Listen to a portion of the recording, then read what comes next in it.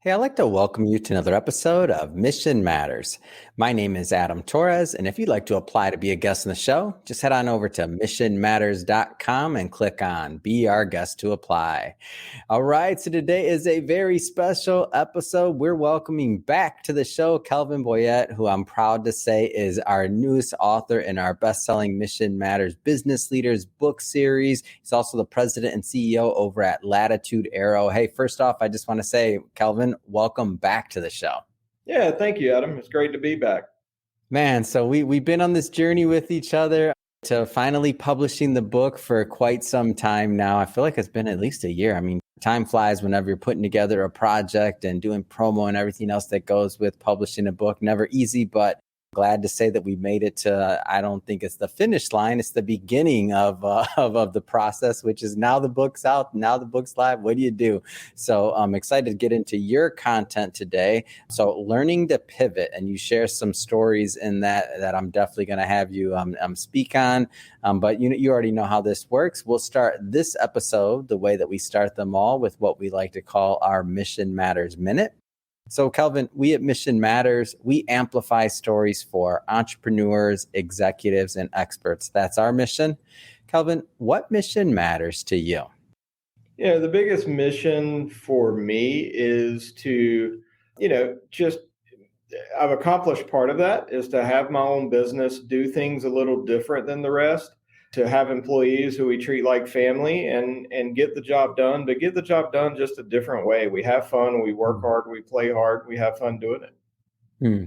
So when I look at, and thank you for sharing that. I mean, love bringing mission-based individuals and entrepreneurs on the show to share, how they do what they do, why they do it, and really like how they're contributing back to not just to society, but marketplace too, and how we all rise together. So love having you back on the show because I want to get into this content.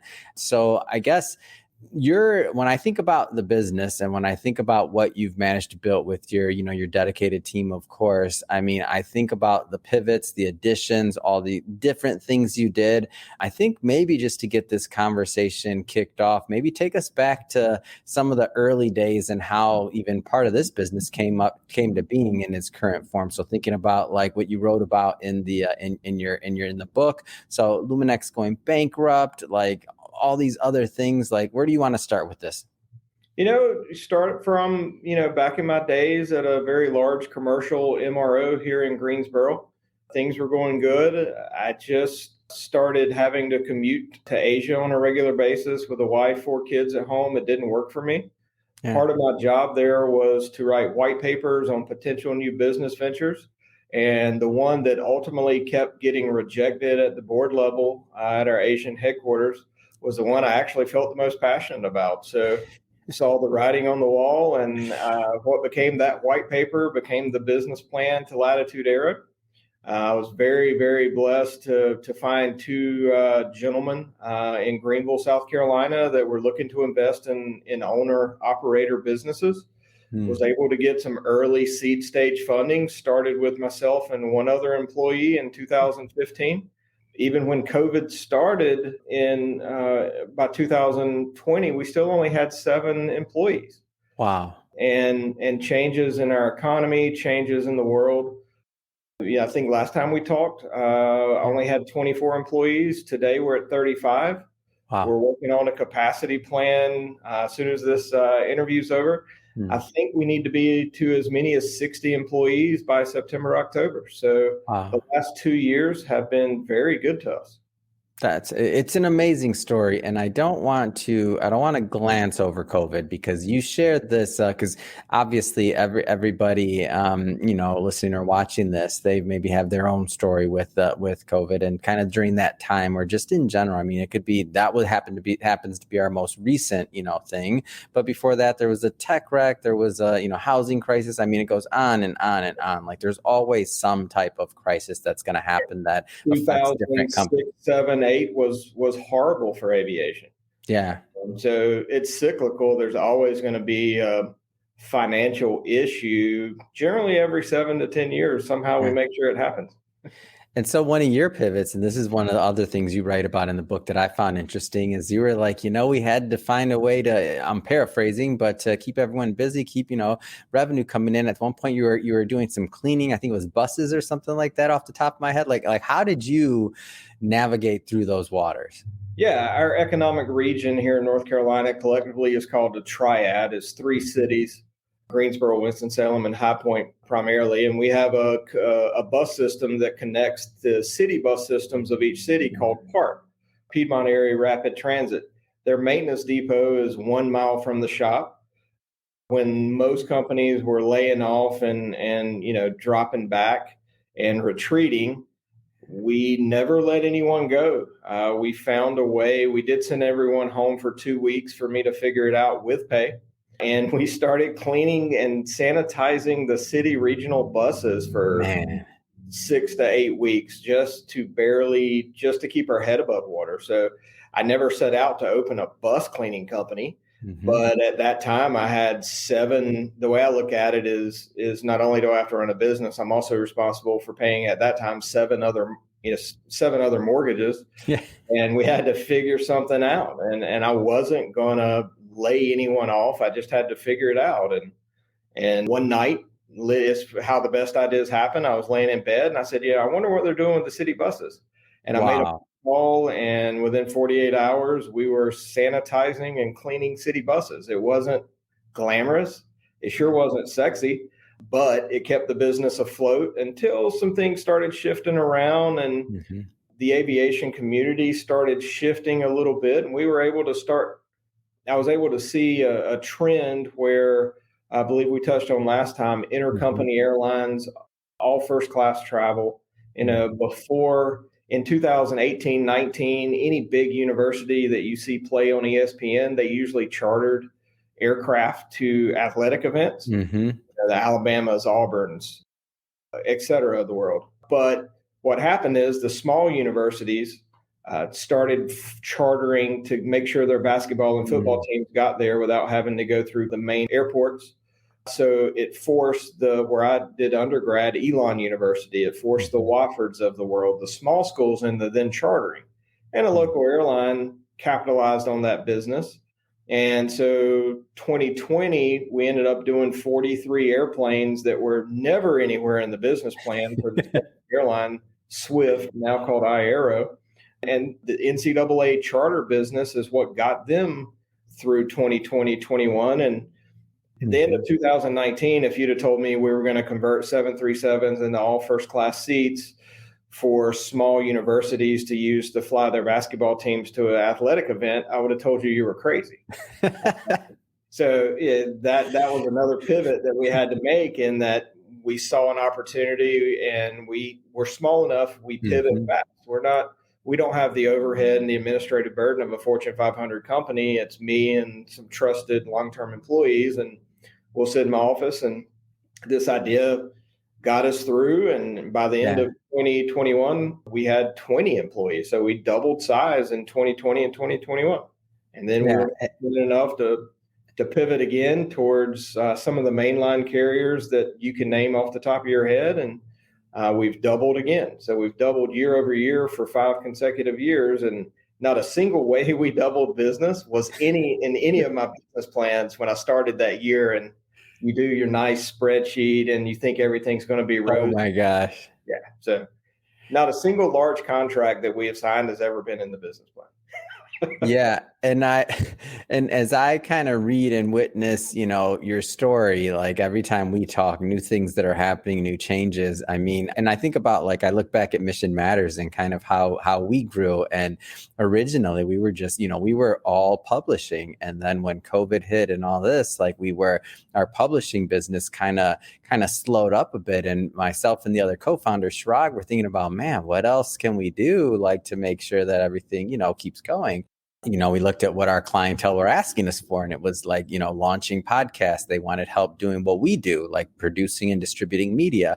And that was, Calvin, now we're known for it, but that was not on the business plan. Yeah. I had no genius or thought, or I didn't even know anybody else wanted to launch something like that. But now, we're 150 plus shows later that we've launched, and all of that was just being open to and talking to and, consulting with the individuals that are your, trusted employees and looking at what you have to work with. Like when I was reading through the chapter, and I'm like, what? They went from aviation to bus. I'm like, that was nowhere near on the agenda, I'm sure. And when I think about like all of the other, I did probably 1,000 interviews, if not more, during COVID, and listening to how other business owners and manufacturers where, they went from manufacturing something to PPC or all these other things. And it's like, hey, we have the capability to do it. What would be your advice to, because there's going to be some business owners and some entrepreneurs out there that are watching this, that maybe they're in the middle of figuring it out and they're in the middle in that pivot moment. Like what's gotten you through that? Because there's one other thing that I'll just before I kind of let you talk. In the book, you also write about like, looking at the news and all of a sudden there's a trade embargo, right? Russia declared war, and you have this huge contract, a multi-million-dollar contract that all of a sudden can't be done. I'm like, when I think about your grit and what you're able to navigate and still grow your business through these things, I'm like, man, and I know it's not just yourself. I know you have a great executive team and a great team, but like, what would be your advice to those that are kind of in the middle of that pivot? Like, what gets you through? Well, something you just touched on is just listen. Surround yourself with people smarter than you, and don't be afraid to listen to them. You're not going to ever solve anything on your own. Potential customers, listen to people in the market. Listen to your gut. But you just have to ask questions, be willing to ask the questions, and listen. Someone has a problem.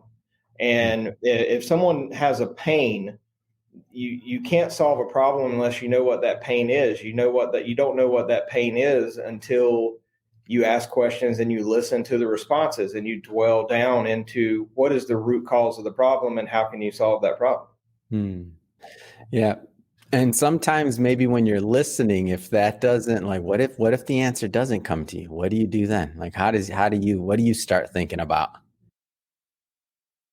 The wheels start turning. I just start looking at it. I don't get tunnel vision right off the bat. I still use a whiteboard. I have, after 7 years of trying, converted to iPad notes. Yeah. But I still keep a tablet. I keep a whiteboard in my office, and I brainstorm multiple ideas and multiple angles. Well, if we look at it this way, we leave bucket 2 and 3 out. So we just try to look at if I hear that there may be a problem or there may be an opportunity, I try to look at it from 360 degrees to how can I fit in this puzzle to solve the problem. And sometimes it's okay to say, you know what, I don't fit.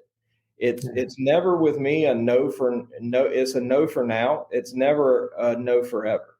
Yeah. So I'm not afraid to tell people, that's really not the best for me right now. But I always try to get at least one piece of the puzzle in the game. And then usually you claw, and it's just hard work and quality product and quality team members, and you have to deliver your products on time. You earn more business. The root thing is, if I hadn't listened to one of my largest customers right now is a very prestigious U.S. mainline carrier. They had one problem. We solved it. Then we got 2 problems. We solved 2. Then we got 4 problems. So it's just always a little bit of a pivot to figure out what that next problem is and how to solve the next problem, because that next issue probably isn't related to the current issue. And if I didn't ask questions, if I didn't listen to their responses, if I didn't truly hear what they had to say and how I could help them, then, this year we'll do over 143 aircraft just for one carrier. That's absolutely amazing. And I think that I call it, by the way, I call it my wish list. Like, I put stuff on my wish list. I'm like, man, I would love to do that, especially being in media. Like, there's so many ideas and this and that, even if you just think about the amount of softwares and things move fast in media, obviously. And I'm like, oh man, that's on the wish list. All right, I understand we should be doing this, and that. We're gonna put that one on the wish list for this moment, and we're gonna come back to it. And it's fun though, like over time, how sometimes it circles back. Sometimes these ideas come back, and you're like, oh, it's time. Yeah, as an entrepreneur yourself, you think when you come up with a business idea, you come up with a business plan, you go from A to B and it's a straight line. And people don't realize that it really looks like a plate of spaghetti, how to get there. It's all a crooked path. Yeah. I want to talk about maybe some of the expansion a little bit more specifically and the capabilities that you're going to, because I feel like, and I don't know you, so you correct me if I'm wrong, when you first went in this business, like your vision where it was then versus now, I mean, based on some of the acquisitions you made, some of the other things, like you're really separating yourself from the industry and your niche and your capabilities. Can you maybe talk a little bit about that and how the vision's grown? Yeah. So what we touched on a little bit last time was now we're at 80. We've delivered 87,000 seats since I started this company. We've never been late. We've never had a quality rejection. So we've built our reputation on that. Also, in the last 3 years, 5 of my biggest competitors are no longer in business. So that's globally. So what that has opened up is we are currently examining. There's only one of me, so I can only do one at a time for sanity reasons. But we are looking at another U.S. location, preferably in Florida in the Melbourne to Miami corridor. The large percentage of the aircraft maintenance in the United States is conducted in the state of Florida because they also attract, because of the location and current airline routes, they attract a lot of business out of South America as well. Second location is Ireland. Ireland is very keen and at the top 3 of our list. Because most commercial aircraft, a lot of people don't realize this, but they're leased. They're not owned by the airline whose livery is painted on the outside. I believe 13 or 14 of the top 15 leasing companies in the world for tax reasons are headquartered in Ireland. And so being in Ireland near the decision makers is very key, even if it's just a sales office. Third location is the Middle East. We have had a lot of meetings in Bahrain with the government. The U.S. Department of Commerce sponsored us on a trade mission to go over there to help line up business. So we are looking at Florida, at Ireland to cover Europe, and Bahrain as well to cover the Middle East. We're still small enough, we can't do all 3 at once, but we will be opening a second location more than likely the end of 2023, first quarter 2024. Yeah. And looking at your expansion and not just the expansion of the company, but also just of the capabilities and the services you've offered. So I don't know if it exactly started with seats. I know that's what we've talked a lot about, but now side panels, I mean, a lot of these other things that you're doing in the cabin overall, which kind of goes back to your roots and kind of some of the origin and design that you were a part of in the first place, right? Yeah, so we started off as just a dream to install in-flight entertainment, the TV screens and power outlets, USB. Oh, that's right. It even goes further back than that. Yeah. I remember now. Yeah. So we started off just to modify seats with technology. Yeah. And then our biggest customer there went bankrupt that we were doing retrofit services for. So then we pivoted to just cleaning and refurbishing seats. We found a little niche there. You touched on another setback. We lost a $4.3 million contract when Russia invaded the Ukraine. We thought we were set for 83 airplanes for a year and a half. And then in one push of a button, literally, that business went away. So we stayed with the core competency we had built. In 2020, we acquired the assets of a division of my former employer out of California and moved it to North Carolina. That got us into the machine shop business. So we started making parts and just odd widgets for other seat manufacturers. And then in the past 6 months, since we spoke last, a very large company in the United States decided to close their interiors division. So we were able to acquire the assets to get into the sidewall business. So now we're doing the seats. We'll be able to do the sidewalls. Basically, they're covered in a laminate like wallpaper. Yeah. We bought the equipment that can strip the old laminate off, put new laminate on. Before I had power ran to the equipment, we had POs for 83 airplanes. So that's 18 months worth of business. It added to the stress level a little bit because the first airplane has to be delivered the end of July and the machines didn't have power till the 1st of June. But what that's led to is the vision to be the only company in the world that can do, if you're a passenger, Adam, and you sit in an airplane and you can see it, we want to be able to refurbish it by 2025. So we got into the seats. That's the logical entry point. Next is the sidewalls. By adding a little equipment, automotive style paint and sanding booths, by 2024, we'll be able to do the overhead bins. And then with a little bit of CapEx, we'll be able to get into the PSUs where your lights and air vents are, where the oxygen masks drop from. And we'll be able to get into monuments, the walls in front of the row 1, lavatories, galleys. And by 2025, I'd like to get into the flooring and carpet tile business that will allow us literally to be able to do everything in the aircraft cabin after the cockpit door. That'll allow any aircraft, big or small, to will be a one vendor, one PO solution. So they can just come to us when the airplane goes into maintenance for 30 to 60 to 90 days. When they get the airplane back, the maintenance shop has done the physical maintenance labor and all the maintenance tasks, but we provided them an entire new cabin. So you as a passenger, the airplane may be 20 years old, but the interior is going to look 2023.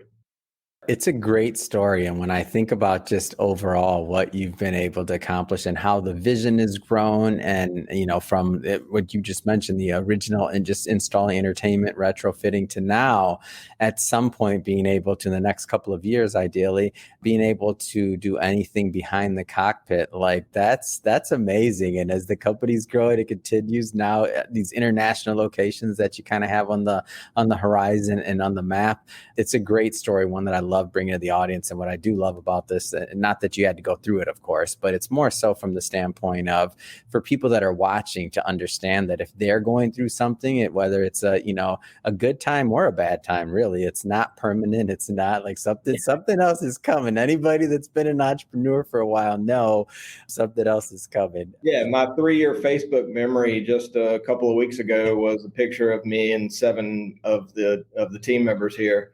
Literally on a park bus, cleaning the park bus. And so if you'd have told me while we were cleaning the bus in the pouring rain that day that we'd be where we are in 2023, I'd have told you were nuts. That's funny. I want to switch to the book for a moment or two here. So thinking about the book overall, I'm just curious, a lot of different formats so that you can deliver a message in. So there's going to be a lot of people that read this. We're very fortunate that we print a lot of books. What are some of the takeaways that you hope or things that your readers will take away from after they kind of dive into your story? Yeah, I think specifically on the pivoting thing is don't get discouraged when it doesn't go as planned, because I can guarantee you as an entrepreneur that your best laid plans, none of it will happen the way you lay it out. So don't get discouraged, keep clawing. If it's really what you want to do, you'll figure out a way. But don't get discouraged and don't get beat down. Don't be afraid to change and modify your plan. And you may still get to the exact same end result, or you may pivot enough to be successful in a path that you never dreamed of. Mm-hmm. Yeah, it's good. It's good. And I completely agree with it, by the way. When I think about, I started out in finance, financial advisor. The way Mission Matters even started was it was a holding company for a book I wrote. And that was it. I thought I was just going to continue to stay down that path. A 14-year career was really hard to make that change. I didn't have to. Nobody was forcing me to. I had a very stable, role, all that other good stuff.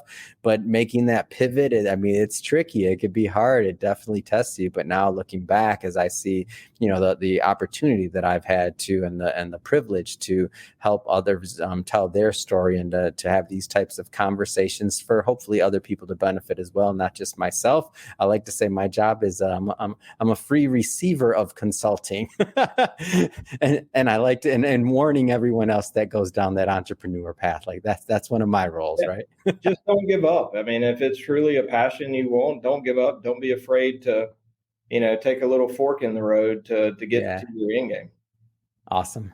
Well, Kelvin, as always, man, it's great having you on the show. I'm glad and happy that you made some time for us. I know you're a busy guy, and we're just getting started on promoting this book. So for everybody watching this, we'll of course put links in the show notes and whatnot so that you can pick up a copy. We just kind of tip of the iceberg on the entire book, but and definitely want you to grab a copy. But that being said, Kelvin, what's next? I mean, what's next for you? What's next for the company?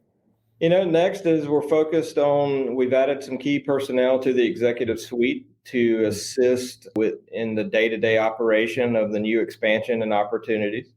But what's next is trying to figure out the plan and which of the 3 locations we're targeting for expansion, which is going to be the best fit to launch properly. We have business available to us in each location, but which is going to be the first to pop, who's going to sign the contract first, and that'll help guide me towards that location quicker. We're looking all the way into 2025 for our main U.S. mainline carrier now. Our schedule is full with them through January of 2025 now, so that eases a little bit of the financial burden and allows me to spend more time now focusing on expansion and how do we grow, but at the same time controlling the growth so we don't get too far over our skis and get in trouble. In grad school, our business cases were full of people who did too much too quick. We're going to grow, but we're going to grow slow. We're going to grow controlled, so we don't overcommit and lose our reputation of 100% on time, 100% quality. Yeah. It's great. It's a great story. And Kelvin, if people want to continue to follow the story and follow the journey, I mean, what's the best way for people to connect? LinkedIn is always. I think that's how we originally connected. Absolutely. LinkedIn is the easiest. I try to reply to every serious message on LinkedIn. We all get a little spam from time to time, but if you have questions, you want to pick my brain, connect with me on LinkedIn. Just, shoot me a quick note, say, hey, saw you on Mission Matters with Adam. Just got some questions, like to pick your brain. I'd love to help everyone that's been in our shoes. I don't mind giving, a little bit of my time for free advice to say, listen, here's a lesson I learned the hard way. Maybe you can avoid it. So. Fantastic, man. Well, we appreciate you over here. That's for sure. And we'll definitely put the Latitude Aero website and of course all the contact information in the show notes. And of course the book. Everybody watch and pick up a copy. And speaking of the audience, if this is your first time with Mission Matters or engaging with the platform, we're all about bringing on business owners, entrepreneurs, and executives and having them share their mission, the reason behind their mission, and really, what motivates them, like what gets them up in the morning and fired up to go out into the marketplace in the world and to make a difference.